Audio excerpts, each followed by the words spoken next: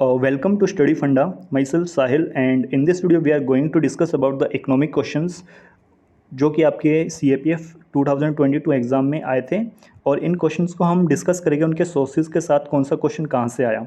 Mostly question जो है आपके या तो वो करंट अफेयर बेस्ड थे या फिर वो NCERT से थे। ठीक है, तो चलिए। और जो UPSC का इस साल फोकस रहा है वो आपका मैक्रो इकोनॉमिक्स पे रहा है ज़्यादातर, रेदर देन माइक्रो इकोनॉमिक्स। तो एक जो पैटर्न्स आप कह सकते हैं कि इस साल थोड़ा सा पैटर्न चेंज हुआ है रिगार्डिंग द इकोनॉमिक्स। तो चलिए स्टार्ट करते हैं हमारे आज का पहला क्वेश्चन। पहला क्वेश्चन है which one of the following statement is not correct. इसमें पूछा गया कौन सी स्टेटमेंट करेक्ट नहीं है। गाइज फर्स्ट स्टेटमेंट और फोर्थ स्टेटमेंट तो आपकी NCERT से उठाई गई है, 9th क्लास की NCERT है। आपका एक चैप्टर है जिसका नाम है poverty as a challenge. 9th class के NCERT के दो चैप्टर काफ़ी इंपॉर्टेंट है, एक तो आपका पॉवर्टी एज ए चैलेंज और एक है फूड सिक्योरिटी जो लास्ट में है। इसमें कुछ स्कीम्स दी हुई है पुरानी पुरानी, अगर इफ़ टाइम परमिट करे तो आप प्लीज़ आप एक बार उनको देख लीजिएगा। ठीक है, क्योंकि नेक्स्ट ईयर क्वेश्चन आ सकता है match the following and all that. ठीक है, तो अब क्या ये क्वेश्चन डुएबल है एग्जाम एनवायरनमेंट में? टू बी ऑनेस्ट, पहले ही बहुत सारी स्कीम्स हैं पढ़ने के लिए, राइट।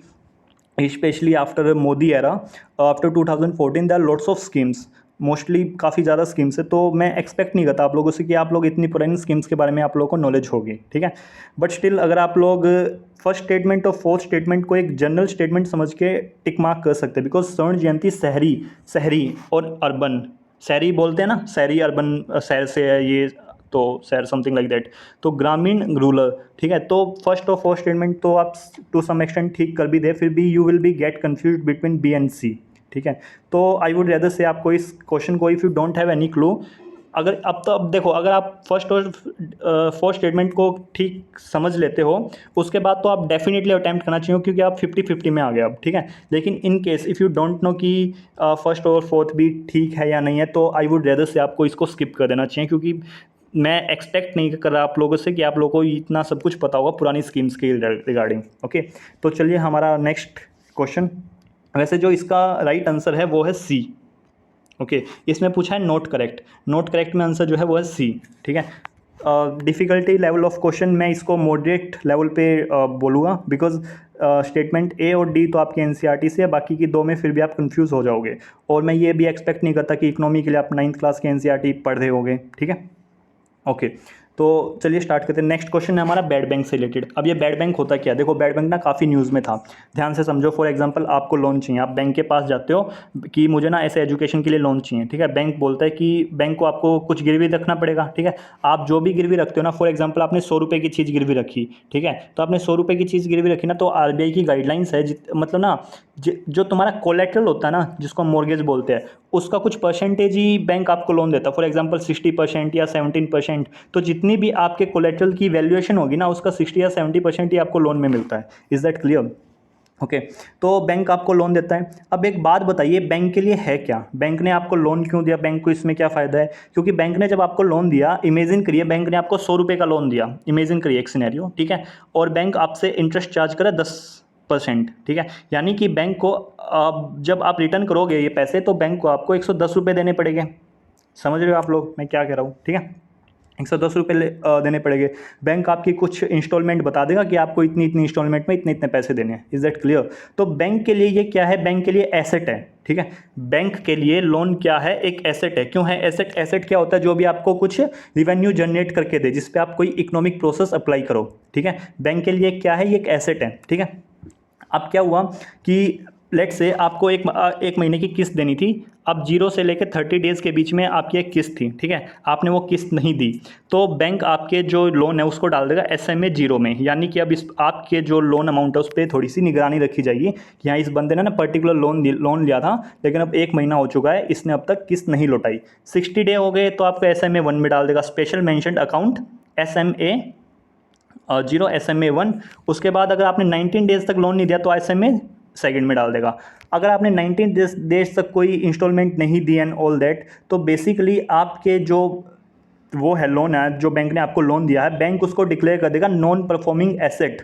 नॉन परफॉर्मिंग एसेट मतलब कि बैंक का जो एसेट था ना, बैंक ने आपको लोन दिया था, बैंक के लिए वो क्या था, वो एक एसेट था। क्यों? क्योंकि वो कुछ रिवेन्यू जनरेट करके देता बैंक को, लेकिन अब तो वो दे ही नहीं रहा, प्रिंसिपल अमाउंट भी नहीं आ रहा, रिवेन्यू तो दूर की बात है। तो बैंक कहेगा कि ये जो एसेट है बेसिकली ये नॉन परफॉर्मिंग, यानी कि परफॉर्म नहीं कर रहा है, नॉन परफॉर्मिंग एसेट में कन्वर्ट हो गया। ठीक है, अब इसमें दिक्कत क्या है, देखो ये ना काफ़ी बड़े स्केल पे सोचो इसको। ठीक है, इंडिया में ना बहुत सारे बैंक है जिनका नॉन परफॉर्मिंग एसेट्स ना बढ़ता जा रहा है। ठीक है, तो गवर्नमेंट को एक नीड फील हुई कि अगर ऐसे ही नॉन परफॉर्मिंग एसेट बढ़ता रहेगा तो बैंक डूब जाएंगे और जो बैंकिंग सेक्टर पे लोगों का ट्रस्ट है वो नहीं रहेगा, ऑब्वियस सी बात है। तो गवर्नमेंट ने एक इस साल क्या किया, एक कंपनी बनाई, बेसिकली एक कंसेप्ट है एआरसी। ये काफ़ी पुराना कंसेप्ट है वैसे तो एआरसी, ये सरफासी एक्ट के टाइम पे आया था। ठीक है, ये एआरसी एसेट रिकंस्ट्रक्शन कंपनी। ठीक है, एसेट को रिकंस्ट्रक्ट ओके। तो अब क्या किया गवर्नमेंट ने, दो कंपनी बनाई बेसिकली, एक काइंड ऑफ, एक तो था national asset reconstruction company limited, IDRCL, Indian debt resolution company limited. अब देखो बैंक का क्या काम है, बैंक जब आपने लोन लिया था बैंक के पास कुछ कोलेटरल रखा होगा, कुछ गिरवी रखा था ना, ऑब्वियस सी बात है ना। तो बैंक क्या करेगा अब उसका, देखो अब बैंक ना किस काम में माहिर है, बैंक किस काम में माहिर है, अपने बैंकिंग ऑपरेशन को परफॉर्म करने में। ठीक है, अब उसका ये काम थोड़ी ना, ये कोलेटरल भाई मतलब बंदे ने वो रखा था, कुछ गिरवी रखा था, अब वो लोन का अमाउंट वापस नहीं दे पा रहा है तो इसको बेचे। बैंक थोड़ी ना जाएगा कि हाँ, मतलब ऑक्शन थोड़ी ना करेगा कि ये ले लो वो ले लो, something like that. Are you getting me? ठीक है, तो बेसिकली क्या करेगा बैंक, अपने इस काम को आउटसोर्स कर देगा। आउटसोर्स का मतलब क्या है, अब ये काम कोई और करेगा on the behalf of bank. Basically उसी को बोलते हैं एसेट रिकंस्ट्रक्शन कंपनी। और एसेट रिकंस्ट्रक्शन कंपनी कुछ नहीं है, अब देखो अब होगा क्या। अभी गवर्नमेंट ने जो दो कंपनीज बनाई है ना, NARCL बेसिकली क्या करेगा, बैंक जाएगा, बैंक अपने जितने भी बैड एसेट्स है, मतलब कि जितने भी ऐसे लोग हैं जिन्होंने अपना अमाउंट वापस नहीं किया है, लोन ले लिया था वापस नहीं किया है, बैंक उन सबके कोलेटरल को बेसिकली NARCL को बेच देगा। ठीक है, NARCL को बेच देगा। अब NARCL के पास ना कुछ पैसा है, वो पैसा कहाँ से है, वो पैसा दिया है गवर्नमेंट ऑफ इंडिया ने। ठीक है, अब ये बोलेगा कि भाई फॉर एग्जांपल कि बैंक का जो टोटल एसेट हो वो हुआ 1000, थोड़ा सा स्मॉल स्केल पे मैं बात करूँ ताकि आप लोगों को इजीली समझ में आ जाए, 1000 रुपये हो गया। ठीक है, मतलब कि बैंक ने जितने भी लोगों को लोन दे रखा था उन सबका एसेट मिला के 1000 रुपये हो गया। ठीक है, अब क्या करेगा, जो NARCL है बेसिकली ये 15%, यानी कि कुछ जितना भी उसका अमाउंट था, जितना भी एसेट बेचा है बैंक ने NARCL को, जो कोलेट्रल वो नहीं था लेनदारों का, मतलब बेसिकली जिनको बैंक ने लोन दे रखा था उनके जो कोलेटरल ने कितनी गिरवी रखी हुई चीज़ें थी वो NARCL को दे दी। अब उसका जो भी अमाउंट होगा ना उसका 15% जो है NARCL बैंकों को दे देगा और बोलेगा बाकी का 85% ना जब हम आपके ये एसेट है ना इसको बेच देंगे ना तब मिलेगा। अब देखो खरीदने का काम कौन करना है, NARCL। अब बेचने का काम कौन करेगा, बेचने का काम है बेसिकली IDRCL का। ओके, सो जो बेसिकली बैड बैंक कुछ भी नहीं है, NARCL प्लस IDRCL को ही हम बैड बैंक बोलते हैं, जिसको इन शॉर्ट बोलते हैं एसेट रिकंस्ट्रक्शन कंपनी। सो जो आंसर होगा इस क्वेश्चन का, with reference to the Indian economy the term bad bank frequently mention use refer to asset reconstruction company. Okay, so correct answer will be A guys. तो चलिए हमारा next question है, तो a non banking financial company can not give loans, make investment, borrow from bank, seek demand deposit from public and can not issue cheque. Okay, so पहले दो concept समझिए जल्दी से। डिमांड डिपॉजिट क्या होता है? ठीक है, अगर मैं आप लोगों को बोलूँ कि डिमांड डिपॉजिट क्या होता है और एक होता है टर्म डिपॉजिट। ओके, देखो आप लोगों ने FD करवा रखी है, FD होती है ना कि एक मेच्योरिटी पीरियड के बाद ही, मतलब आप उससे पहले पैसा नहीं निकलवा सकते, फिक्स डिपॉजिट जिसको बोलते हैं उसी को बेसिकली हम टर्म डिपॉजिट बोलते हैं। Is that clear? और डिमांड डिपॉजिट क्या होता है, फॉर एग्जांपल आप बैंक में गए, बैंक में आपने पैसा जमा करवाया, सुबह जमा करवाया, शाम को आपको लेट से नीड पड़ गई कि मुझे यार 500 रुपये चाहिए थे, मुझे कुछ सामान खरीदना, तो आप ATM में गए और ATM से आपने पैसे निकाल लिए। ठीक है, मतलब कि आपने जो पैसा बैंक में जमा करवाया है वो आप कभी भी निकाल सकते हैं। Is that clear? Term deposit में क्या, आपने लेट से आपने टर्म डिपॉजिट करवाया ना, 3 साल का करवाया लेट से, तो आप 3 साल तक उसको निकाल नहीं सकते। समझ रहे हो? अगर निकालोगे तो कुछ उस पर penalty charges and all that वो सारी चीज़ें होती हैं। ठीक है, तो आई होप आप लोगों को ये चीज़ समझ में आ गई होगी। जो NBFC होता है ना basically non banking financial company, ऐसी फाइनेंशियल कंपनी जो कि नॉन बैंकिंग फंक्शन परफॉर्म करती है। देखो NBFC बेसिकली क्या होते हैं, अगर मैं आप लोगों को इन शॉर्ट बताऊं, NBFC का मेन काम क्या होता है, NBFC का मेन काम होता है बेसिकली लोन देना। लोन किन को देती है? लोन देती है बड़ी बड़ी कंपनीज़ को। बड़ी बड़ी कंपनीज़ को कैसे? एनबीएफसी के टाइप्स होते हैं बहुत सारे। फॉर एग्जांपल इंश्योरेंस सेक्टर की भी एनबीएफसी हो सकती है। फॉर एग्जांपल आपको एलआईसी देख सकते हो। एलआईसी को कौन रेगुलेट करता है? आईआरडीए, ठीक है। फॉर एग्जांपल आपकी national housing banking finance company भी हो सकती है, उनको कौन रेगुलेट करता है? एनएचबी, नेशनल हाउसिंग बोर्ड, ठीक है। तो ऐसे काफ़ी सारी होती है, ठीक है। जैसे वेंचर कैपिटल भी होती है, ठीक है, एनबीएफसी, उनको कौन वो करता है रेगुलेट? उनको करता है सेबी। Is that clear? ठीक है। तो जो एनबीएफसीज होती है ना, ये लोन भी दे सकती है। लोन किन को देती है? बड़ी बड़ी कंपनीज को। मैं एग्जांपल देता हूँ, आपको इजीली समझ में आ जाएगा। लेट्स से एक बड़ी सी कंपनी है, ठीक है, कंपनी का नाम है ए, ठीक है। अब इसको बहुत सारा पैसा चाहिए। पैसा क्यों चाहिए? क्योंकि ना गवर्नमेंट ने कॉन्ट्रैक्ट निकाला था, इसने कॉन्ट्रैक्ट में पार्टिसिपेट किया और इसने ऑक्शनिंग की और बेसिकली इसको कॉन्ट्रैक्ट मिल गया। कॉन्ट्रैक्ट क्या है? कि एक रोड बनाना है, ठीक है, एक रोड बनाना है। अब ये किस मॉडल पे? बीओटी मॉडल पे। बीओटी मॉडल क्या होता है? कुछ नहीं, build operate transfer. Build operate transfer यानी कि तुम रोड बनाओ, ठीक है, इसको ऑपरेट करो। यानी कि तुमने जो रोड बनाया ना, अब 20 साल तक इस पर जो भी टोल टैक्स वगैरह वो सब है, वो सब तुम लोगे, ठीक है। 20 साल तक तुम इसमें जितना प्रॉफिट जनरेट कर सकते हो कर लो, उसके बाद गवर्नमेंट को ट्रांसफर कर दोगे। Is that clear? ठीक है। अब इसने लिया। अब मिस्टर जो ए ने वो किया था, मतलब ऑक्शनिंग वगैरह की थी, तो बेसिकली अब इसने जो ऑक्शनिंग वगैरह की थी, तो जो रोड बनाने का पैसा वो कहाँ से आएगा? इसके पास लेट से का पैसा है, लेकिन उतना नहीं है कि जिसमें रोड बन सके। तो ये किसी बैंक के पास जाएगा। फॉर एग्जांपल बैंक उसको लोन देने को तैयार नहीं है, एंड ऑल दैट जो भी है। तो ये जो एनबीएफसी होते हैं ना, कुछ एनबीएफसी ऐसे भी होते हैं जो कि सिर्फ इंफ्रास्ट्रक्चर सेक्टर को ही लोन देते हैं, यानी कि जो इंफ्रास्ट्रक्चर से रिलेटेड जो काम करें उनको लोन देते हो। ये जो लोन होते हैं ना, ये बड़े बड़े मतलब मेच्योरिटी पीरियड के होते हैं। फॉर एग्जाम्पल 25 साल तक भी लोन देते हैं, 20 साल तक भी, 15 साल तक भी। Are you getting me? ठीक है। तो क्या NBFC can not give loan? गलत, दे सकते हैं। पहली स्टेटमेंट होगी गलत, ये लोन दे सकते हैं। दूसरी, कैन नॉट मेक इन्वेस्टमेंट, ये भी गलत होगी, क्योंकि इन्वेस्टमेंट ही तो है ना। क्योंकि जो एनबीएफसी इसको लोन देगा, ऑब्वियसली बात है, कुछ ना कुछ बदले में इसको इंटरेस्ट अमाउंट भी मिलेगा, है नहीं, किसी ना किसी इंटरेस्ट पे। Can not borrow from bank, ये भी गलत है। एनबीएफसी के पास पैसा कहाँ से आएगा? हमारे जैसे लोग हो गए, इंडिविजुअल हो गए, बैंक हो गए, कोई कंपनी होगी, वही तो इनको पैसा देगा ना, एनबीएफसी में वो इन्वेस्ट करेंगे ना, ठीक है। Can not seek demand deposit from public and can not issue cheques. हाँ, ये ठीक है, क्योंकि जो एनबीएफसीज होते हैं ना, वो डिमांड डिपॉजिट, जैसे मैंने बताया ना, डिमांड डिपॉजिट क्या होता है? आपने सुबह पैसा जमा करवाया और शाम को आपको जरूरत पड़ी 500 रुपये की, आप एटीएम में गए, निकाल लिया। तो अपनी डिमांड पे आप जब भी चाहो अपने पैसे को निकाल सकते हो, वो डिमांड डिपॉजिट हो गया, ठीक है। तो एनबीएफसी वो ऐसे मतलब डिमांड डिपॉजिट को एक्सेप्ट नहीं करते पब्लिक से बेसिकली, ठीक है। Is that clear? तो आपकी जो डी स्टेटमेंट है ये आपकी सही है। ओके। इसमें पूछा था कौन सी क्या नहीं कर सकते, पहला था लोन नहीं दे सकते, गलत है ये। लोन दे सकते हैं। इन्वेस्टमेंट नहीं कर सकते, गलत है ये। इन्वेस्टमेंट भी कर सकते हैं। Borrow can not borrow from bank, ये भी गलत है। बोरो कर सकते हैं, और कहाँ से आएगा इनके पास पैसा? तो गाइस चलिए डिस्कस करते हैं जल्दी से एक बार एनबीएफसी और बैंक के बीच में जो भी है मैंने बता दिया। They provide banking services to the people without holding bank licences. इनको ना बैंक लाइसेंस की जरूरत नहीं पड़ती। बैंक लाइसेंस कौन से एक्ट के अंडर मिलता है? आप ये कमेंट करके बताइएगा, ठीक है। It is the government authorise financial intermediate which aim at providing banking services to the public को ये बैंकिंग सर्विसेज प्रोवाइड करते हैं, ठीक है। ये कुछ इनको रेगुलेट कौन करता है? Banking regulation act 1949। Okay. Banking basically एक रेगुलेशन एक्ट है। रेगुलेशन का मतलब क्या होता है? फॉर एग्जांपल आपके घर में गैस है ना, गैस में आपको तेज कर देते हो, उसको मंदा कर देते हो। घर में पंखा होगा, तेज कर दिया, मंदा कर दिया, वो रेगुलेट कर रहे हो बेसिकली आप। कंट्रोल आपके हाथ में है, ठीक है। तो बैंकिंग रेगुलेशन एक्ट यानी कि जो आरबीआई है ना, वो रेगुलेट करता है दूसरे बैंक, कोटक महिंद्रा होगा, एचडीएफसी हो गया, ठीक है, बंधन बैंक हो गया, इस तरह के बैंक को। अब एनबीएफसी कैसे रजिस्टर्ड है? ये कंपनीज एक्ट के अंडर रजिस्टर्ड है। Okay. Demand deposit can not accept, ये एक्सेप्ट कर सकते हैं। अभी ये समझा ना मैंने, ये इंपॉर्टेंट है, ये याद रखना बस, ठीक है। फॉरेन इन्वेस्टमेंट इसमें अलाउड है 100% तक, इसमें अलाउड है 74% तक for private sector bank. Payment and settlement act not a part of system. देखो, payment and settlement act basically क्या है, आप लोग ऐसे समझिए। आप लोग का कोटक महिंद्रा में अकाउंट है, फॉर एग्जांपल कोटक महिंद्रा में अकाउंट है, ठीक है। कोटक महिंद्रा में अकाउंट है, आपने अपने फ़ोन पे यूपीआई सेटअप किया।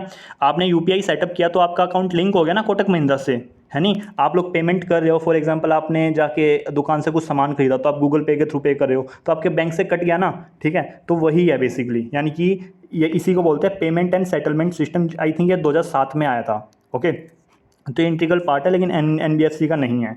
Is that clear? Maintenance of reserve ratio not required mandatory. For example बैंकों के पास 100 रुपये जमा हुए हैं, ठीक है। अब 100 रुपये जमा हुए ना, ऐसा नहीं है कि बैंक आगे 100 के 100 रुपये को ही लोन में दे देंगे, ठीक है। उनको कुछ रिजर्व में रखना पड़ता है, जिसको बोलते हैं SLR, statutory liquidity ratio, CRR, cash reserve ratio, ठीक है। ये कंसेप्ट है जो आपको जब इकोनॉमी करेंगे तो आपको अच्छे से बताएगा, ठीक है। उसके बाद डिपॉजिट इंश्योरेंस फैसिलिटी इसमें अवेलेबल नहीं होती, इसमें अवेलेबल होती है। For example in case of contingency situation, यानी कि कोई इमरजेंसी सिचुएशन में बैंक जो है वो दिवालिया घोषित हो गया अपने आप में, ठीक है, तो आपका जो बैंकों में जो पैसा होता है ना वो 5 लाख तक का सिक्योर होता है, ठीक है। यानी कि इन एनी सिचुएशन आप 5 लाख तक का आपका पैसा सिक्योर रहेगा, जो आपका DIGC गारंटी देता है, यानी कि डिपॉजिट इंश्योरेंस गारंटी कंपनी, ठीक है।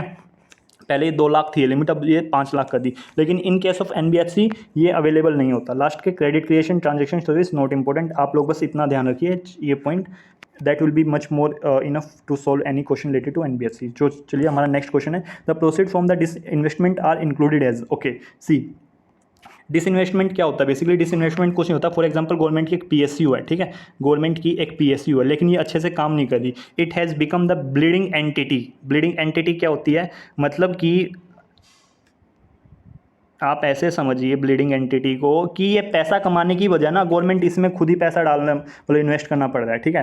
गवर्नमेंट की PSU क्या थी? पब्लिक सेक्टर अंडरटेकिंग्स, ठीक है। जैसे कि आप लोग झारखंड हो गया, छत्तीसगढ़ हो गया, ठीक है, वहाँ पे काफ़ी सारी गवर्नमेंट की PSUs हैं, ठीक है।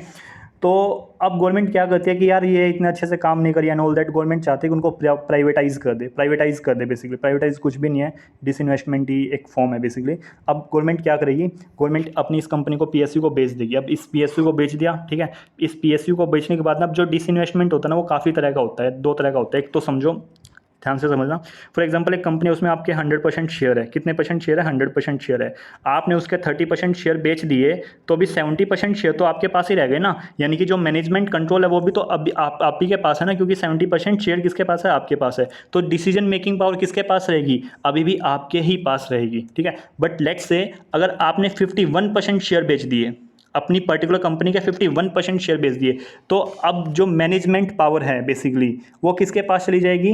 वो दूसरी पार्टी के पास चली जाएगी जिसको आपने ये 51% शेयर बेच दिए, क्योंकि अब आपके पास से 49% रह गए। सो डिसीजन मेकिंग पावर आपने ट्रांसफर कर दी। That is called as strategic disinvestment, और it is nothing but privatisation. Is that clear? Okay और यहाँ पे 30% हुआ था, ये जनरली जब होता है कि फॉर एग्जांपल गवर्नमेंट को पैसा चाहिए और गवर्नमेंट को लगता है कि थोड़ा सा डिसिप्लिन भी आना चाहिए, तो 30% तक, मतलब बेसिकली वो मैनेजमेंट कंट्रोल अपने पास ही रखते हैं, ठीक है। ओके सो अब क्वेश्चन पूछा है कि the proceed from the disinvestment are included as. Disinvestment concept clear हो गया। अब इस टॉपिक को सोल्व करते हैं। देखो जो गवर्नमेंट का बजट है ना, गवर्नमेंट का कितना बजट है कोई बताएगा? गवर्नमेंट का भी जो बजट है ना वो 40 लाख करोड़ के अराउंड है। इसको थोड़ा ना इमेजिन करो, गवर्नमेंट की अभी GDP कितनी है इंडिया की? रियल GDP है बेसिकली 148 लाख करोड़, 148 लाख करोड़, और नॉमिनल GDP कितनी है? आई थिंक 200 लाख करोड़, ठीक है। तो इसको थोड़ा सा ना इमेजिन करते रहोगे, ईजी रहेगा, ठीक है। ओके अब देखो, पहला है कि जो पैसा आया है, बेसिकली ये पूछा है कि जो डिसइन्वेस्टमेंट से पैसा है वो कहाँ पे जाएगा। पहला है non tax revenue, non tax revenue में जाएगा revenue receipt, capital receipt, tax revenue. देखो रिसीट का मतलब होता है पैसा आया, एक्सपेंडिचर का मतलब होता है पैसा गया, ठीक है। रिसीट का मतलब क्या होता है? पैसा आया, एक्सपेंडिचर का मतलब होता है पैसा गया।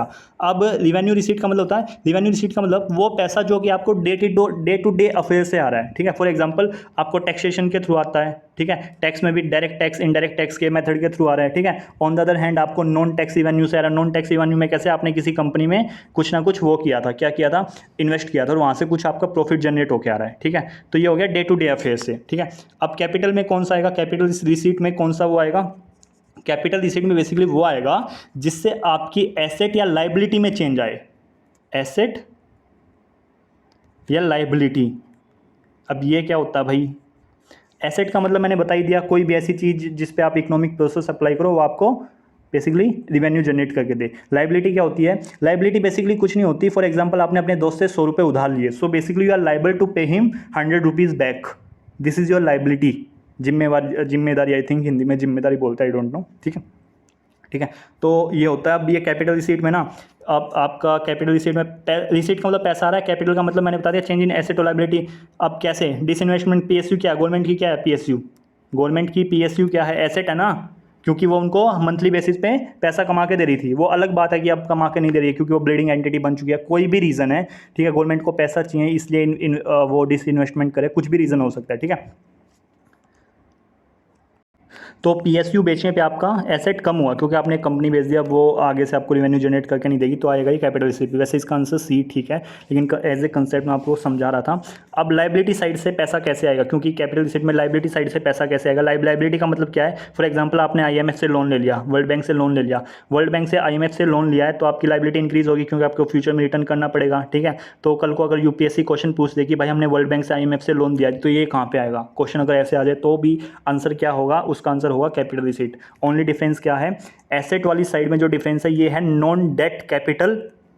नॉन डेट का मतलब क्या है, नॉन डेट, डेट का मतलब क्या होता है, उधार हुआ। ठीक है, आपने पीएसयू, अपनी पीएसयू बेची है, किसी और की थोड़ी ना बेची है भाई, उधार थोड़ी ना हुआ, इस पे आपके पास पैसा आया है, non debt creating receipts. Receipt का मतलब पैसा आया है। ठीक है, तो आपके पास पैसा आया है, कैसे आया है पैसा, नॉन डेट के मेथड के थ्रू, यानी कि आपने कुछ बेच, मतलब आप पे कोई उधार नहीं हुआ है, आपने अपनी कंपनी बेची है, सिंपल सी बात है। लेकिन लाइबिलिटी साइड वाले में आपने वर्ल्ड बैंक से लेट से उधार लिया है, तो ये कौन से होते हैं, इनको बोलते हैं डेट क्रिएटिंग, यानी कि उधार हुआ है तब पैसा आया, डेट क्रिएटिंग रिसीट्स, और ये होते हैं non debt creating receipt. Is that clear guys? I hope, is it making sense? Okay, वैसे ये आपका जो डायरेक्ट क्वेश्चन था ना, अगर इन केस आपको इतना कंसेप्ट नहीं भी पता था, तो ये आपका डायरेक्ट क्वेश्चन था एनसीईआरटी 12th क्लास के NCERT, capital receipt, sale of government asset like sale of share in PSU, बताया ना अभी, 30% भी हो सकता है, स्ट्रेटेजी डिसइन्वेस्टमेंट भी हो सकता है, which is referred as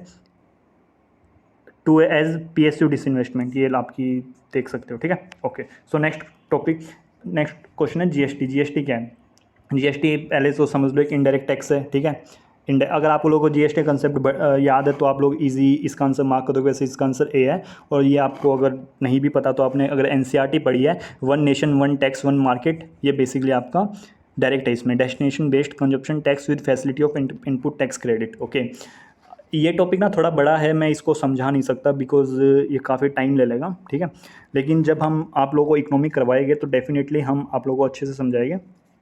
okay, सो हमारा जो नेक्स्ट टॉपिक है ये है, in the first quarter of physical year 2021 GDP contracted by 23.9% in second quarter, इतना इकोनॉमिक सर्वे, इसने इकोनॉमिक सर्वे ने क्या बोला, ये कौन सी रिकवरी है, तो बेसिकली ये है वी शेप्ड रिकवरी। ठीक है, तो ये क्वेश्चन कहाँ से है, क्या ये डुएबल था guys? I don't think so कि आप लोगों को इतना मालूम हुआ कि वी शेप्ड रिकवरी क्या, यू शेप्ड रिकवरी क्या, क्योंकि इकोनॉमिक जो है ना वो एक हार्डकोर एरिया नहीं है सीएपीएफ एग्जाम का। ओके, क्योंकि 7-8 क्वेश्चन आते हैं अराउंड। ठीक है, तो मैं ये नहीं कहूँगा ज़्यादा हार्डकोर एरिया है ये। ठीक है, और आप इतना डिटेल में भी नहीं पढ़ोगे 7-8 क्वेश्चन के लिए, क्योंकि इससे पहले सिर्फ माइक्रो इकोनॉमिक्स के क्वेश्चन आते थे, इस साल सारे ही मैक्रो के। ओके, लेकिन अगर आप लोगों ने न्यूज़पेपर रीडर हो, आप डेली एविड रीडर हो, डेली न्यूज़पेपर रीडर हो, तो वहाँ पे काफ़ी सारे न्यूज़पेपर आर्टिकल्स आते रहते थे related to V shaped recovery. Okay, तो इसका करेक्ट आंसर है बी।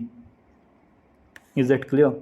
ठीक है, तो ये कुछ इंपॉर्टेंट टॉपिक्स है जो मुझे लग रहा है कि इस साल, मतलब इस अगले आई थिंक 1 साल तक भी रेलेवेंट है। ठीक है, ग्लोबल मिनिमम कॉर्पोरेट टैक्स, ये स्पेलिंग गलत हो गई, minimum tax, central bank digital currency, e रुपये tokenization, swift, bad bank retrospective tax, GST, NAPA, GST compensation side, deposit insurance. 2-3 concept मैं जल्दी जल्दी समझाता हूँ। टोकनाइजेशन को क्या होता है, कुछ नहीं है, अमेजोन पे कभी शॉपिंग किया है, अब आप अमेजोन पे शॉपिंग करते हैं, आपने कोई चीज़ को सेलेक्ट किया, आगे बढ़े, तो वहाँ पे आपके कार्ड की डिटेल पहले से ही सबमिट होती है, क्योंकि आपने उससे पहले कभी शॉपिंग की होगी। आपको डायरेक्ट सीवीवी डालना पड़ता है। ठीक है, उसके बाद ओटीपी आता है और आपकी ऑर्डर हो गया। ठीक है, तो अब क्या हुआ, बेसिकली गवर्नमेंट ने क्या किया, गवर्नमेंट ने ये बोला कि इससे मतलब आपके ना कार्ड डिटेल्स जो है ना वो लीक होने के काफ़ी डर रहते हैं, काफ़ी फ्रॉड होने के ज़्यादा चांसेस रहते हैं। तो अब क्या होगा ना, आप लोगों को जो ये कार्ड डिटेल आप लोगों की ये सेव नहीं होगी। ठीक है, कार्ड सेव नहीं होगी, क्या होगा, अब एक टोकन जनरेट होगा। For example